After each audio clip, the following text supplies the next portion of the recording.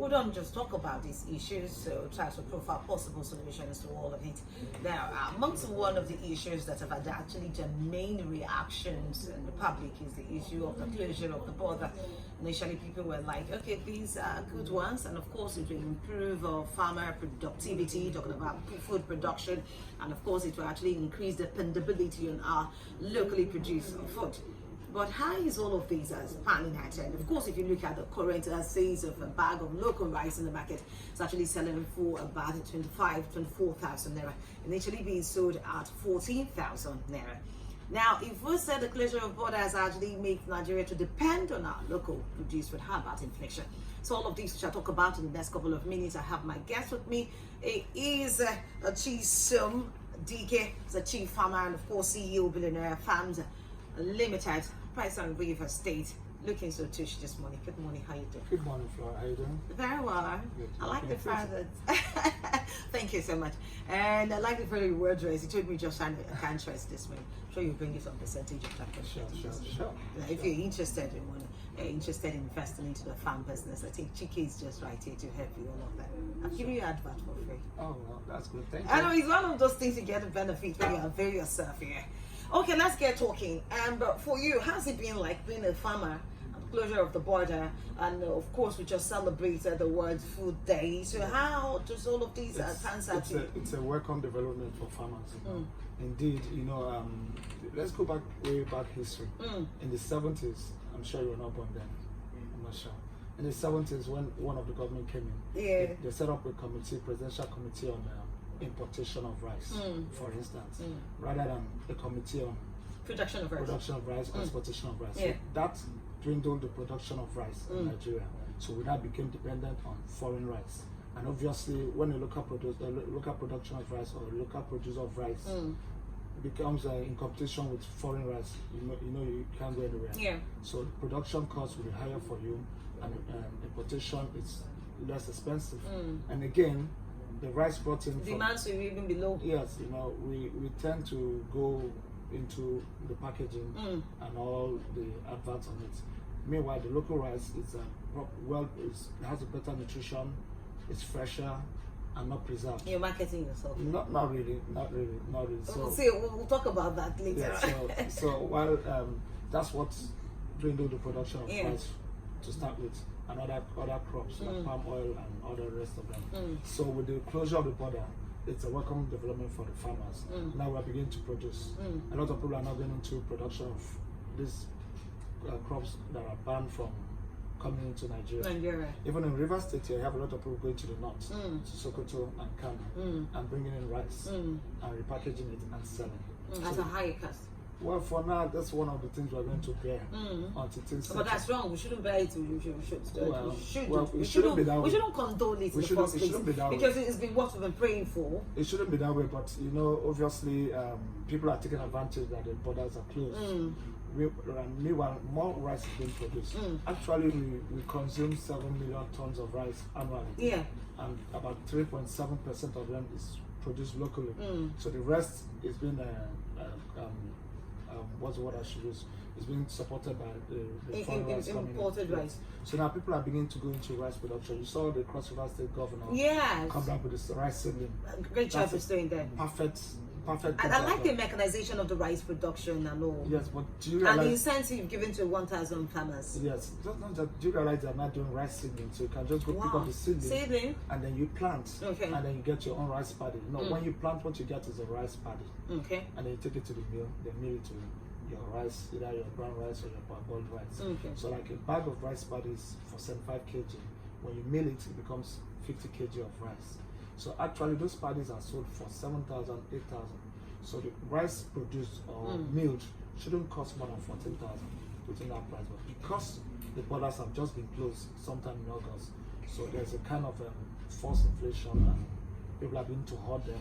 Okay, now, but looking at the timing of the closure of the border, and of course looking at the approach to festivity, which is Christmas, and of course there will be high level of demand for rice, people want gifts and all of that.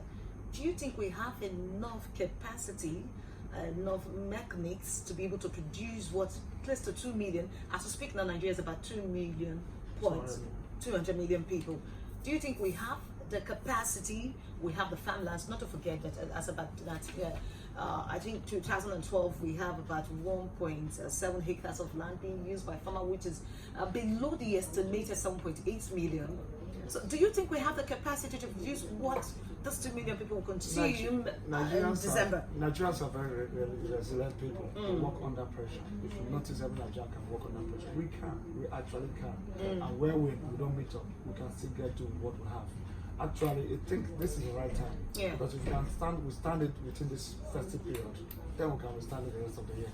It's just a matter of time. So how do we deal with inflation? How do we deal with the fact that there are people who repackage the already small goods, foreign rice, and rebag it and sell, or those who foreign bags rather rebag it into the facade of a foreign rice and sell at outrageous, humongous amounts to people?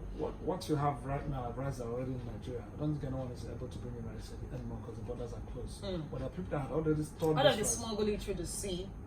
If you look around, if you see what's going on, the rights authorities are doing something about it. You know, there's nothing coming into the sea. Originally, Nigeria used to have what we call the Form M given to importers to bring in rice. That Form M they don't give it anymore since 2016 thereabouts. So all you've been seeing are smuggled rice within the borders. Let me give you a good example. It's been said that about 20 million tons of rice is hanging around our neighboring country, precisely Benin Republic, and they're actually 18 million people. Yeah. And we're 200 million people. And we consume 7 million tons. And they already have 20 million tons. What do you think? Where do you think that rice is coming to? Nigeria, obviously. Wow. Because we have the population. And they actually don't eat parboiled rice over there. So all of this is coming to Nigeria. And this rice they've stayed so long, preservation, they've been preserved. Most of them are over 40 years. They are no longer fresh, but we just drive around with it and continue. Let me say something to you. Just imagine, I don't think we import Gary. No. But if China starts doing Gary now, and we start importing them on Thailand, you find out that the local production of Gary will die off. Yeah. And then we start depending on China or Thailand, thereby killing our own economy. You know, it's something I think we're gradually thinking of how to let go of it, because if you actually watch the Nigerian mentality, we believe everything they produce here is like of a low standard, and if you go to the market you want to get something, this one is Aba made, this is foreign made. You see Nigerians, they want to like pay through their nose for the foreign made. It's like a culture. It's a culture. Even when you look at healthcare, people will prefer to go outside the country to go for surgical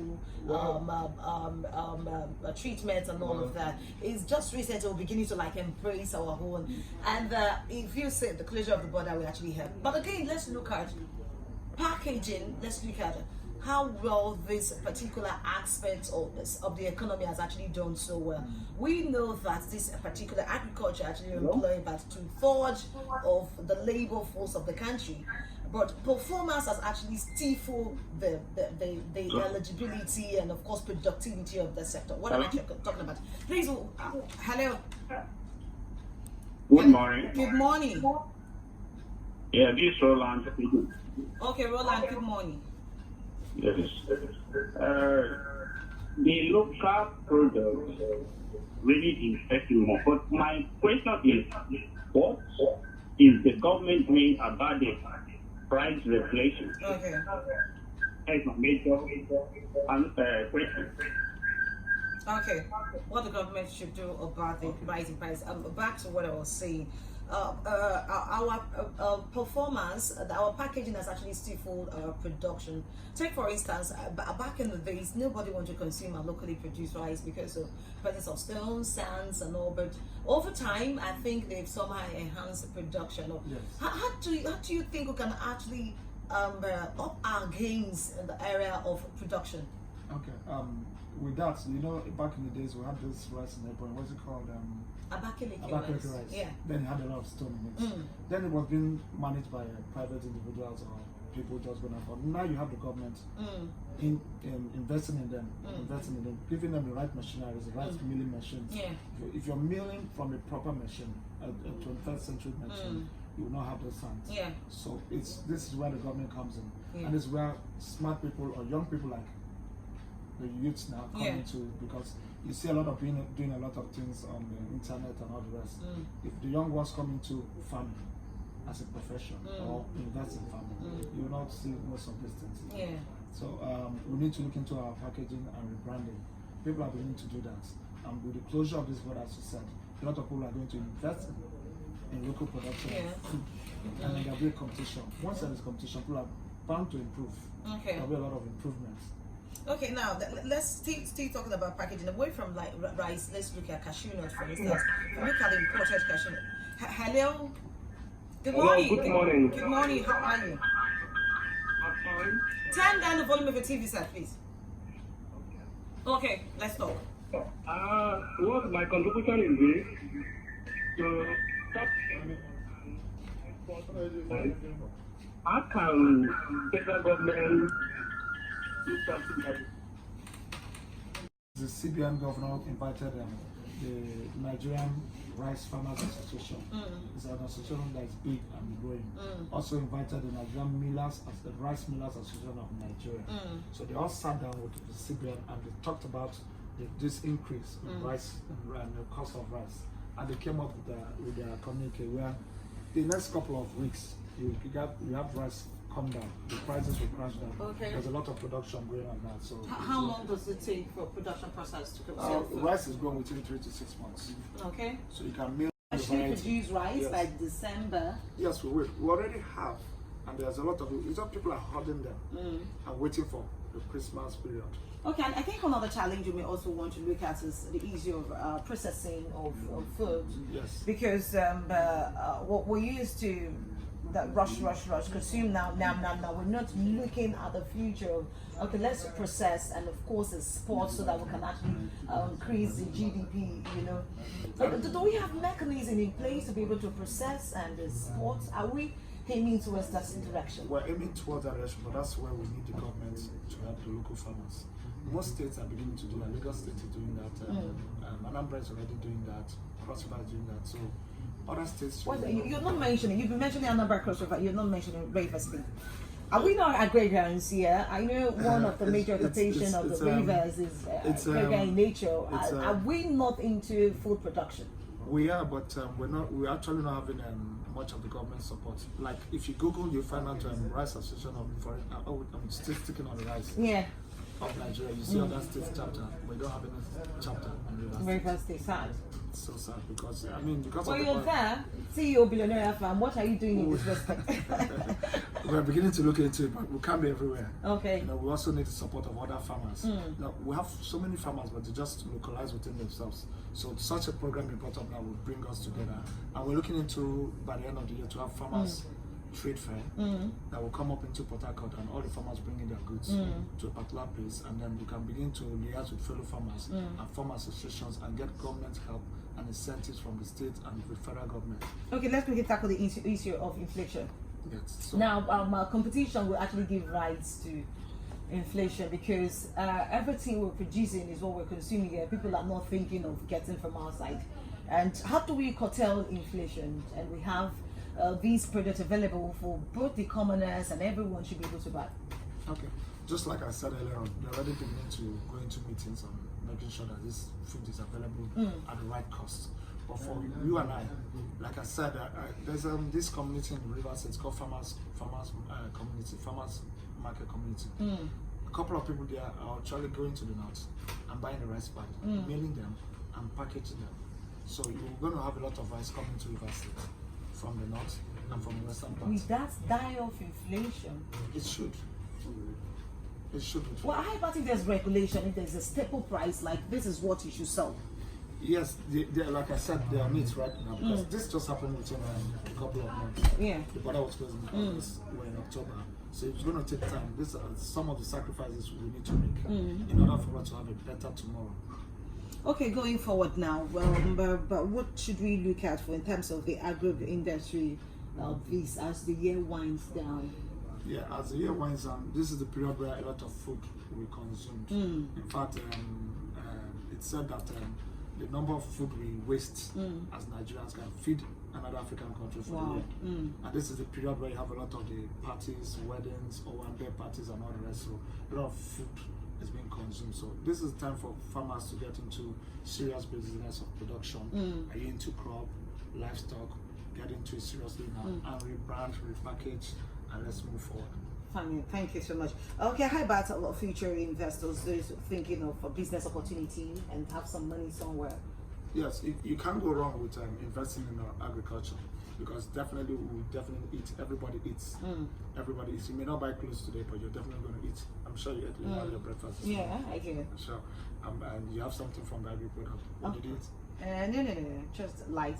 Something light. Okay, so definitely you're going to have people demand for food go high. So if you are out there and you can't farm, or you don't have the properties for it, there are a lot of companies, there are a lot of farmers that are willing to do the farm work for you. Like Billionaire Farm? Yes, we actually do what we call digital farming. Okay. And the digital farming is where you subscribe to one of our programs. Is it, let's say you want to do have some goats or poultry or cucumber vegetables.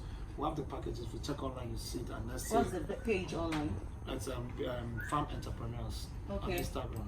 Farm Entrepreneurs. The normal spelling of farm, F-A-R, entrepreneur, E-N-T-R-E-P-R-E-N-U-R-E. On Instagram, yes, or on Facebook. So you find us, we have some packages that are, let's say, like 100,000 and upwards. For instance, you invest like 100,000 in the farm, and you get about 20-30%, depending on what farm enterprise you've chosen. And you get it from 2 months, because some certain vegetables are ready within 2 months. If you do the rice one, you'll be ready within 4 to 6 months.